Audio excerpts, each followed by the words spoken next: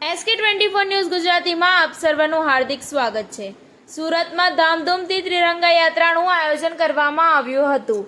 સુરત શહેરના VR mall પાસે આવેલ વાય જંકશનથી લાલભાઈ કોન્ટ્રાક્ટર સ્ટેડિયમ સુધી કેન્દ્રીય જલશક્તિ મંત્રી CR પાટીલની અધ્યક્ષતામાં ત્રિરંગા પદયાત્રા કાઢવામાં આવી હતી, જેમાં મોટી સંખ્યામાં સુરતીઓએ ભાગ લીધો હતો। 2 કિલોમીટરની આ યાત્રામાં લઘુચિત્ર ભારતનો નજારો જોવા મળ્યો હતો। વિવિધ રાજ્યોના ગ્રુપ દ્વારા કરવામાં આવેલ ડાન્સ પરફોર્મન્સ આકર્ષણનું કેન્દ્ર બન્યું હતું।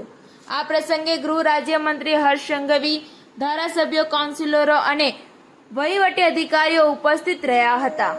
વાય જંકશનથી લાલભાઈ કોન્ટ્રાક્ટર સ્ટેડિયમ સુધીની આ 2 કિલોમીટરની ત્રિરંગા શોભાયાત્રામાં પુરુષોની સાથે મહિલાઓ અને બાળકો પણ મોટી સંખ્યામાં જોવા મળ્યા હતા।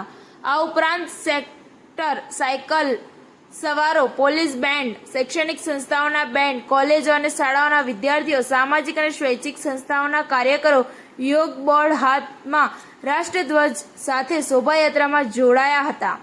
વિવિધ સ્થળોએ વિવિધ રાજ્યોના જૂથોએ નૃત્ય દ્વારા તેમના રાજ્યની સંસ્કૃતિ રજૂ કરી।